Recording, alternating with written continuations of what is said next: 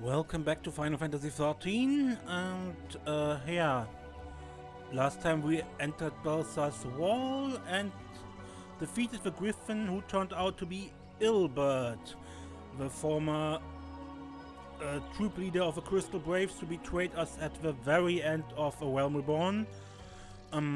Yeah, and you can see it, or there you can see a primal he summoned. Papalymo sacrificed himself to imprison whatever is in that ball. So, and what now?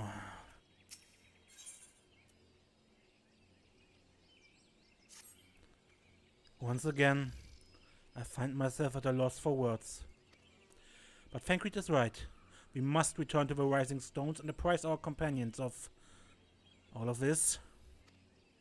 Pray make your way there at once. I will send word to Y'shtola and the others of our imminent return.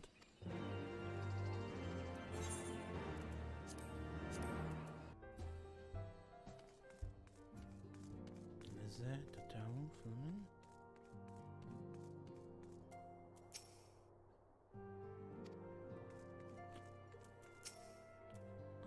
Why does everyone look so grim? Has something happened? Say something, for heaven's sake.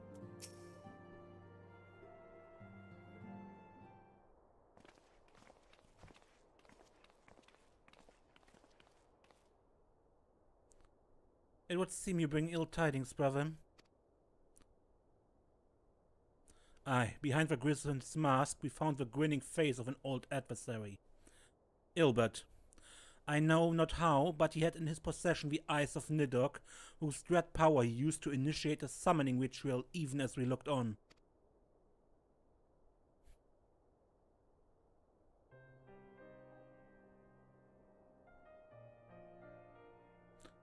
By the 12th. I don't understand. To ascend such a magic requires every ounce of one's ether. No one, not even grandfather, could cast it and hope to survive. Indeed, it was ever a last resort, as I'm certain Papalymo was aware. Thus did the pupil follow in the footsteps of his master, even unto the grave. I have yet been unable to explain how Ilbert came to possess Nidhogg's eyes.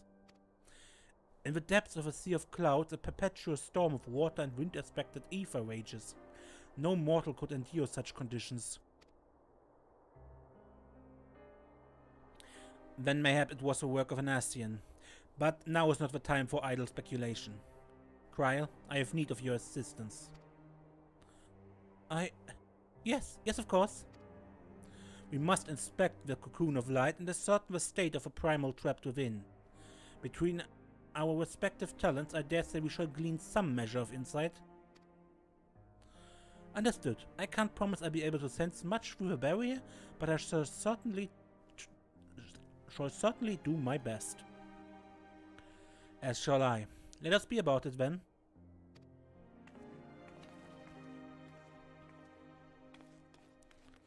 Wait. Without so much as a by your leave? Pray forgive Archon Y'shtola her brevity. She seeketh employment lest her grief deprive her of her will to act. A desire to comfort Ida doubtless compounded her unseemly haste. I too must contend with this grievous loss in mine own way. By thy leave, Lady Alice, I shall honor our fallen colleague through gainful study. There exist writings which may yet further our understanding of this cocoon of light.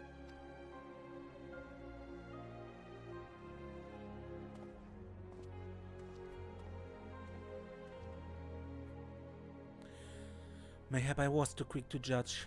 Surrendering to sadness and regret would be a poor tribute to Papalymo's sacrifice.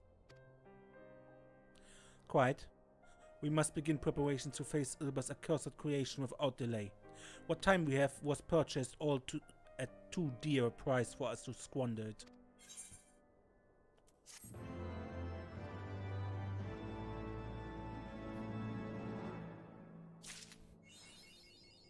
School's out forever.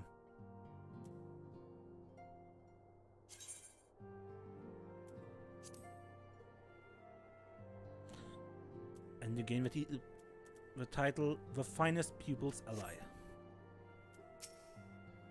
All I want to do is weep, but right now we need to hold back the tears and do what must be done. The obvious solution. Ah, Serenia, I wish I had more to tell you, but the situation in the East Shore remains largely unchanged. Meaning we still have no idea how long it will be before... A communication from the Alliance. One moment.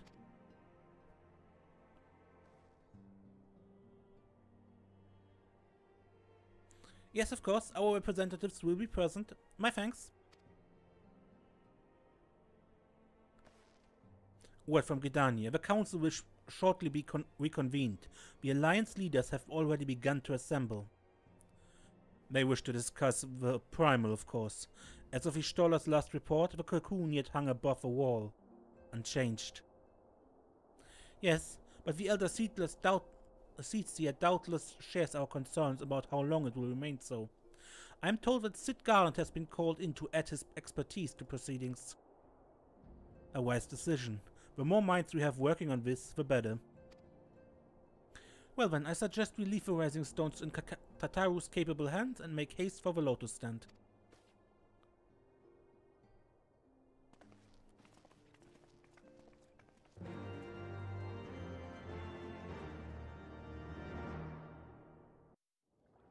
A lot of cutscene, no? Ah. Here, right in front of Awaking Sands, we are. At the harbor of Western Fennerland.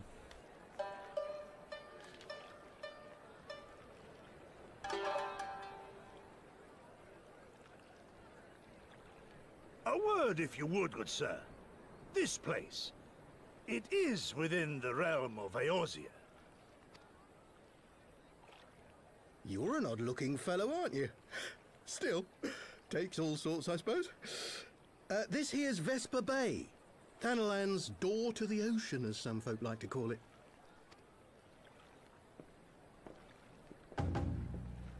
Am I to understand from your answer that I have indeed arrived in Eorzea? Eh? Yes, you're in Eorzea.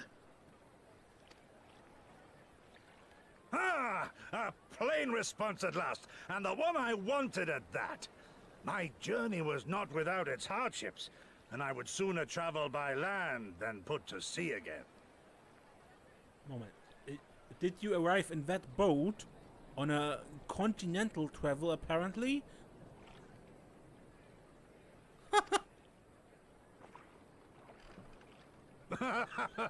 You do not believe that so small a bark could bear me across the ocean? Such timid little sailors. I had but to set my course and set my jaw till I made port. I suppose so.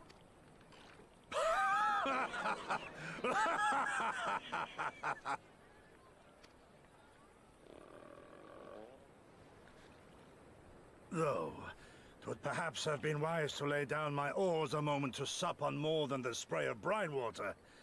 By the trembling of my limbs, I sense a brief repast may be in order. Nay, I will not hearken to the feeble grumblings of an empty belly. Duty comes before all. So, you made a travel across the ocean to a different continent in a rowboat without eating. Yeah? I understood that correctly.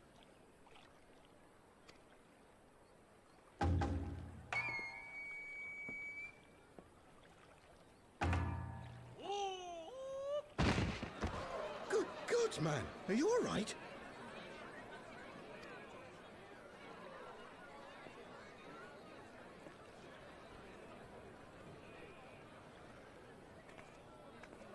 Thou art far indeed from home, friend.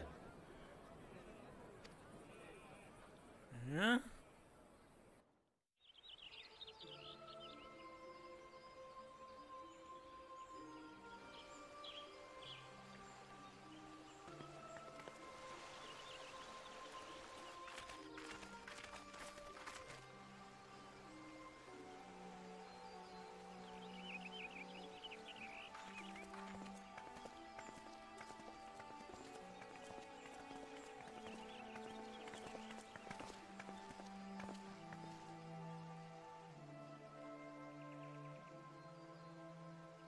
Dear friends, pray accept my heartfelt thanks for your efforts in defense of Gridania's borders.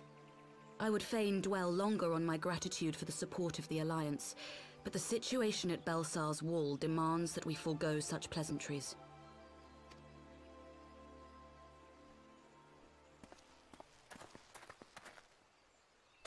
According to our most recent intelligence, the cocoon of light that formed in the air above the wall remains undimmed and unbroken. After measuring the cocoon's etheric concentrations, Archon Y'shtola has confirmed the presence of a primal entity.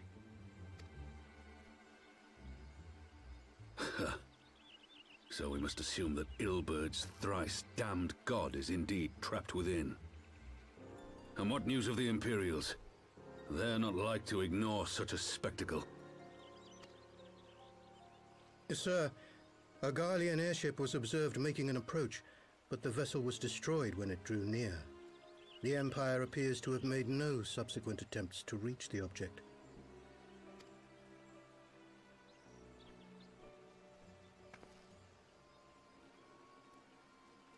The soldiers who witnessed the incident spoke of a lance of light issuing from within the cocoon, of an entire warship being reduced to smoking ruin in the space of a moment.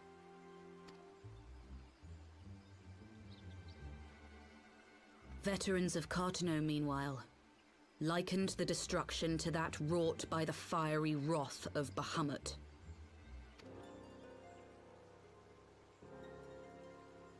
We could face another calamity.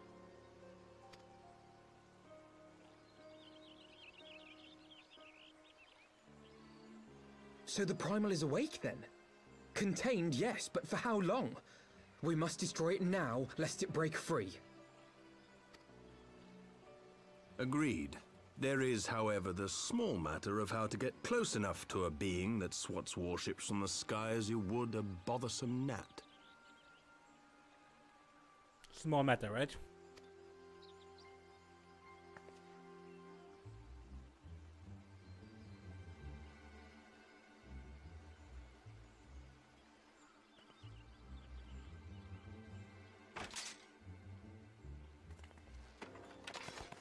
Is this truly so complex a puzzle? Or have you no stomach for the obvious solution? Oh. What in the hells are you doing here? A pleasure to see you too, Garland. Now, if you'd be so kind as to explain to these good people why you should be begging me for my assistance, that would be most appreciated. Nero.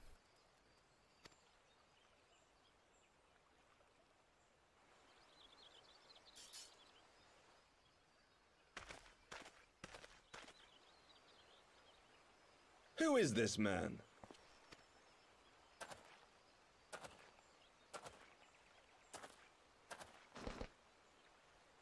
Oh, how terrifically rude of me. Nero Tolskeva, former tribunus of the 14th Legion of the Garlean Empire. These days, however, one might say that I'm something of a free agent. What do you want, Nero? I was getting to that. Although you already know what I'm about to propose, old friend. As you have rather belatedly realized, within that frail binding lurks an entity alike in strength to the great Bahamut, and the only force in existence which might conceivably contend with such a foe is the very creation which captured the Elder Primal in the first place. I speak, of course, of Omega. Yeah, right. That was a thing, Omega. Haven't heard of that thing in the entirety of Heavensward, but it was mentioned before.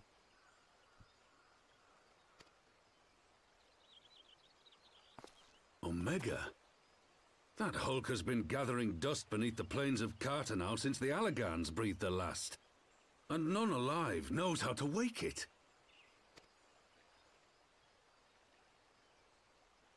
I'm sorry? Do you understand who it is with whom you have the privilege of speaking? I'm Nero Tolskeva, Master Engineer, the mechanical genius who restored the Ultima weapon to full operational capacity. Aside from his tone, he has a point.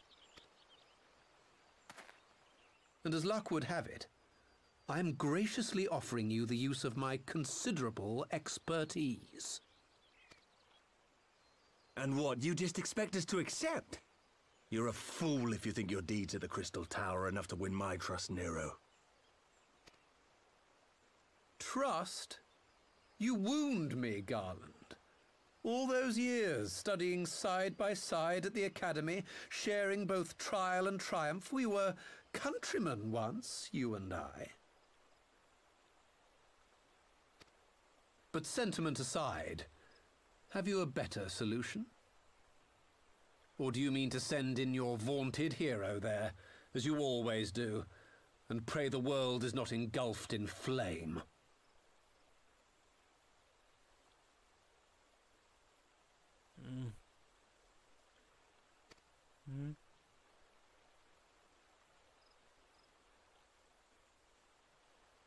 Let us approach the problem in a rational manner. Does not the fact that Omega slumbers in stasis point to the existence of some overriding technology? A means of control? I would ask a question, if I may. Nero, was it not?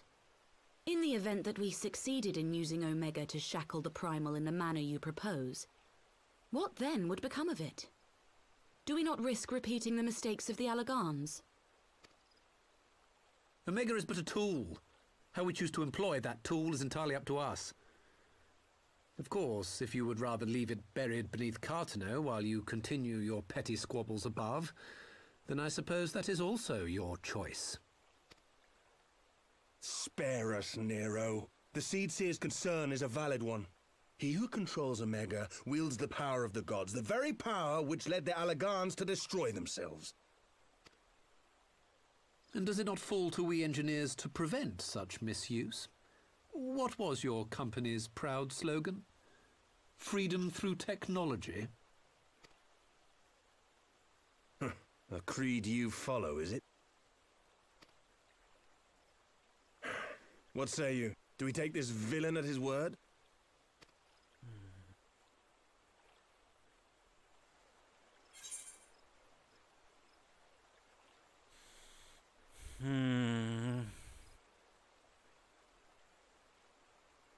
He doesn't exactly come across as trustworthy, right? But as he so nicely pointed out, our options are rather limited. So no, but I keep an eye on him.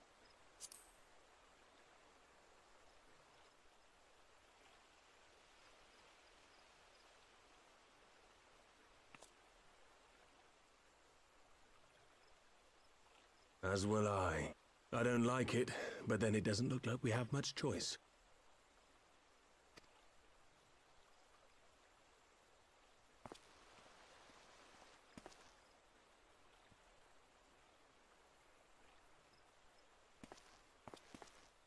Would the Council be willing to entrust this matter to a pair of former Imperials?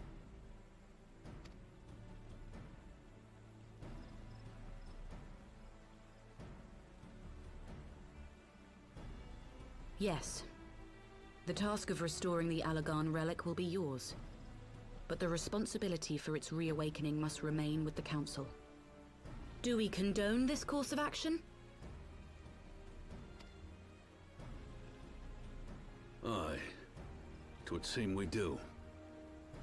Let the record show that we invest this contingent with the authority to enter Cartano and take command of Omega. Sid, I appoint you leader of the expedition. Scions, I would ask that you assign some few of your number to escort Master Garland and supervise the other one.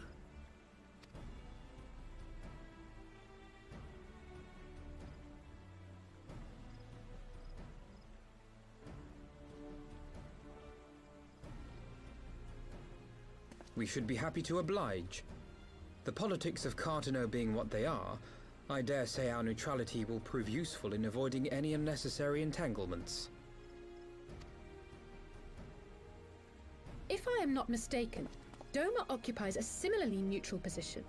Might we not persuade you to join the expedition, Lady Yugiri? If you suspected any foul play from Nero, you would be welcome to kill him.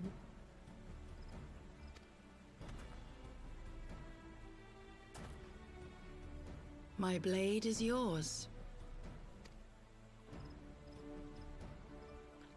Not a moment's hesitation, eh? You'll forgive me if I do not shake your hand.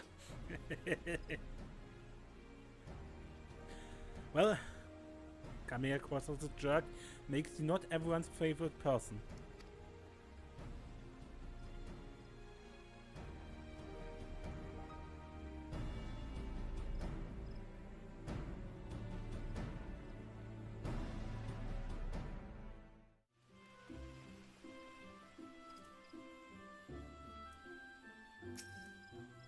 Well, that was a rather unexpected development. One which raises a number of questions, not least among them how Nero chanced to learn of a council meeting in the first place.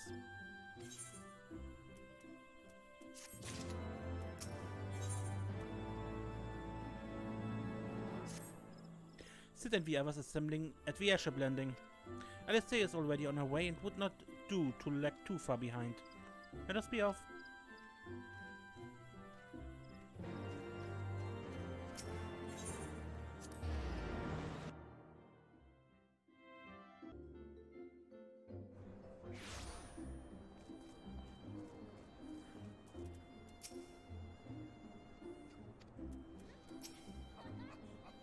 Serenia, Avino, ready to go? The others have stepped out onto the landing for a moment, lest you wonder. Nero insisted that he be allowed to inspect the Excelsior before boarding. And you let him?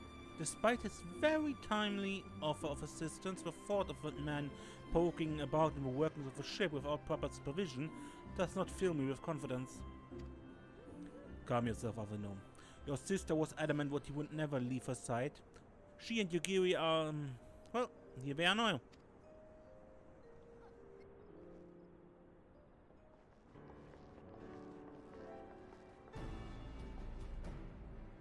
Right, I think that's everyone. Shall I set course for Cartano? Might I ask to delay our departure slightly? I require no more than a few hours at most. Our colleagues are studying the cocoon even as we speak, and I would hear their latest observations as we proceed. It would seem wise to gain as clear an understanding of the situation as possible before formulating a plan. Oh, I thought that time was against us. How foolish of me. Hold your tongue. When we want your opinion, we'll ask for it. Forgive me, milady. I shall keep my counsel until such time as you're finished procrastinating. Alright. While Alphino speaks with his colleagues, I shall fly the Excelsior over to Mordona and we can reconvene at the Rising Stones. Mine apologies for the trouble.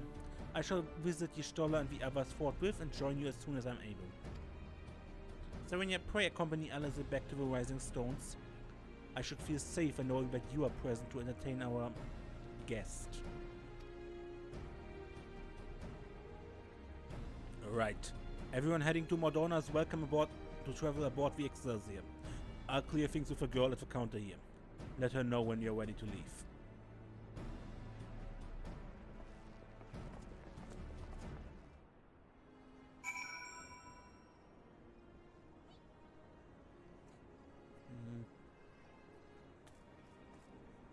How about now?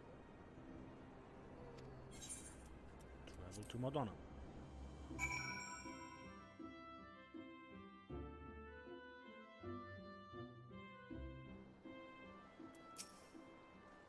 Not quite a door-to-door service, but I couldn't exactly land turn the toll's main square. Shall we adjourn into the Rising Stones then?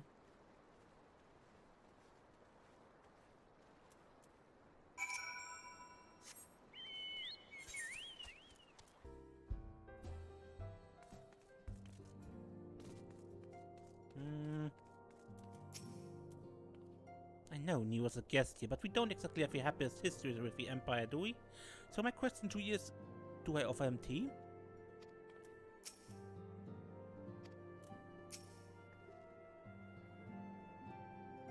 One was created to capture Bahamut and the other to surpass him.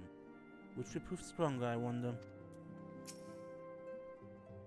We must be careful, old friend. The walking weapons of Alam-Lak were expressly designed to subdue primal, but men like Gaius will always seek to use them against mankind. It falls to us to ensure that Omega is never employed as a weapon of war. In the wrong hands, it would be bad.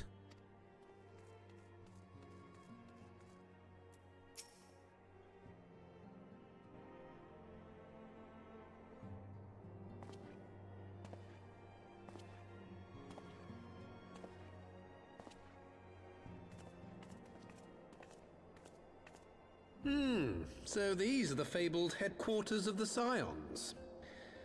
I confess I would have expected an order of self-proclaimed warrior scholars to surround themselves with the fruits of man's enlightenment. And yet there's not so much as a single piece of magitech in sight.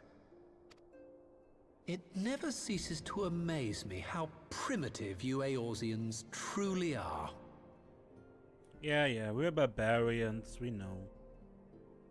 That term is just an excuse to declare someone else's culture as invalid and inferior to your own. In my opinion, by the way. Oh, I'll have you know that the Rising Stones is home to the very latest in magitech innovation. Wedge calls it the Mark 14 Thermocoil Boil Master, and it's the finest kettle I've ever had the pleasure to own. Wedge and his namings.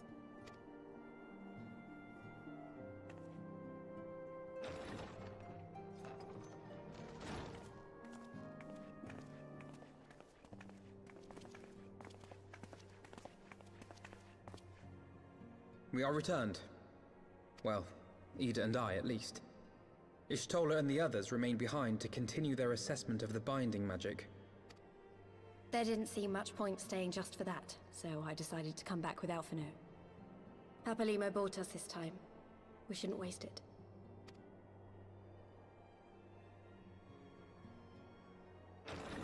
By your leave!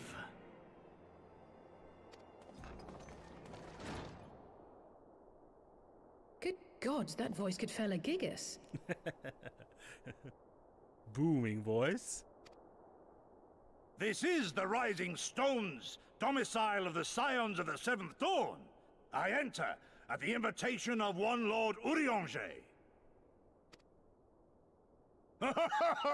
I spy you there, Shadow Walker. You always were a hard one to find.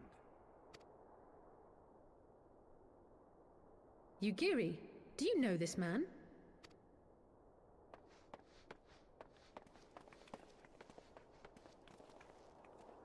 Gosetsu, why are you come to Eorzea?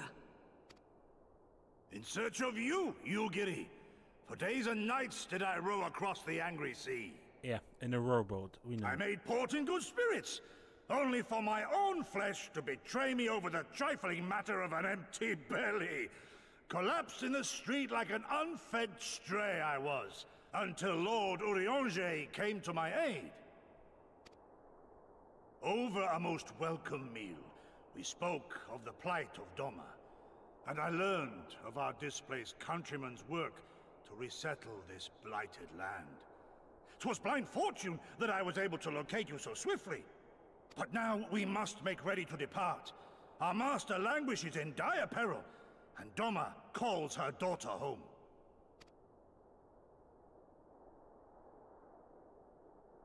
It is not so simple, Gosetsu.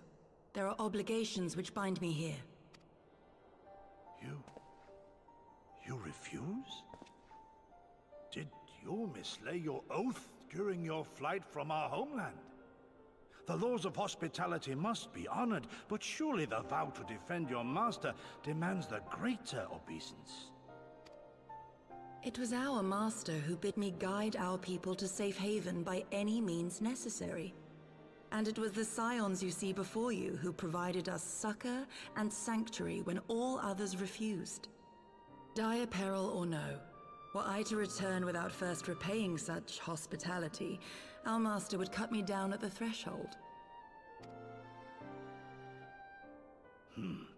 Mayhap that is so.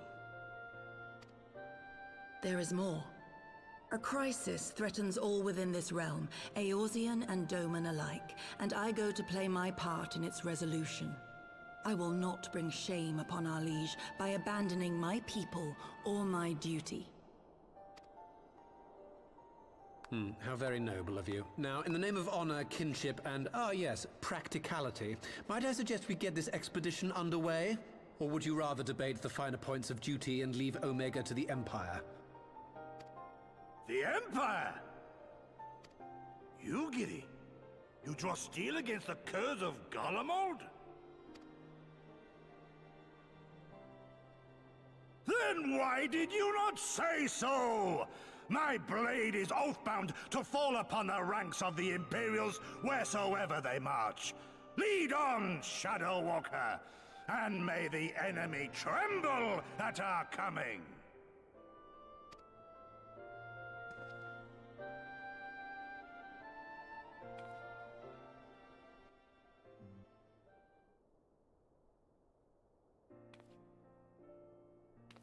Serenia, wait. Could I speak with you for a moment? Do you remember when I had you meet me at the Diamond Forge and we, ambushed you? Well, once we had your measurements, I set to work making you a traveling outfit in my spare time. I've only just this moment finished the stitching, but I wanted you to have it before you left. Here. You can try it right now if you like.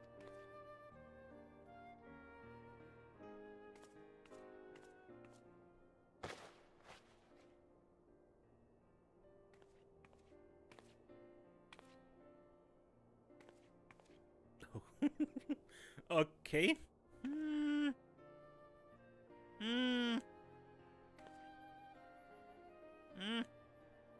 Assuming we measured correctly, the fit should be just right.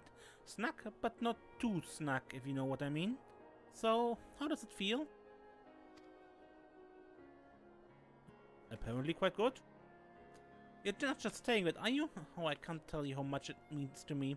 To have crafted something worthy of a warrior of light is, well, let's just say it makes all the practice worthwhile. I also sewed in a blood pearl charm to, you know, bring you home. May it always protect you.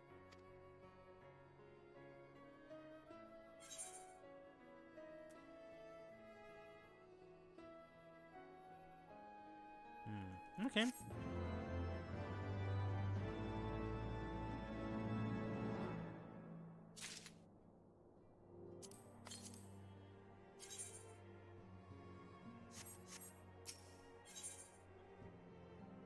Fly free, my pretty!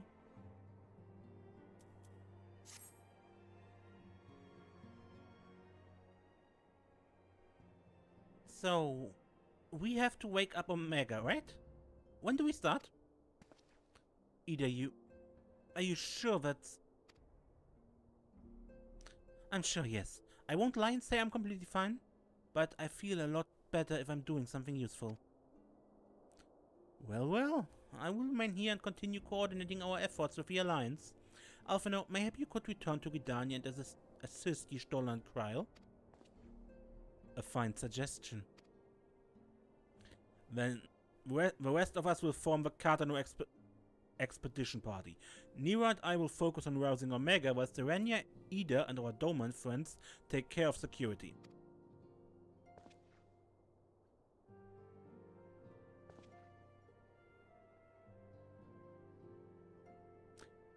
The Excelsior is by the lake just outside town. We'll leave as soon as everyone is ready.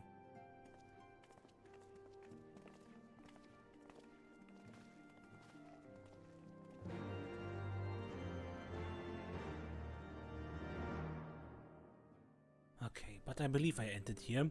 Next time we prepare to awaken Omega, apparently. Let's hope we don't regret that.